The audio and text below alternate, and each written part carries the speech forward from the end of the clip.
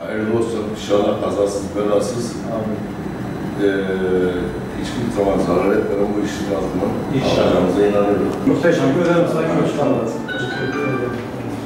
Adana ilimizde küçükbaş ve büyükbaş hayvanlık fiyatlarını açıklaması için komisyon kuruldu. Bu komisyonumuza ilgili belediyeler, zabıta müdürlüğünden görevli arkadaşlarımızla birlikte oy birliğiyle bir karar alındı. Fiyatları ben size açıklayayım. Küçükbaş koyun 66 lira kilogram, küçükbaş keçi 60 lira, büyükbaş tosun 60 lira, kesim küçükbaş 150 lira, büyükbaşta 1250 lira olarak komisyon olarak karar aldık.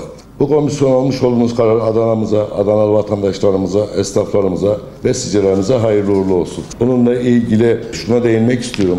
Kasap harici olanların kıyma çekimi kesinlikle Tarım İl Müdürlüğü yaptırımlar uygulanacak ve kimseye hiçbir şekilde izin verilmeyecek. Bununla ilgili açma ruhsatı olan, vergi levhası olan kasaplarımız bu kıymaları çekecekler. Bunun da fiyatını olarak 4 lira kıyma çekim fiyatını açıkladık. Artı bu çekimlerden dolayı 16.000 lira para cezası verilecek Tarım İl Müdürlüğümüzce.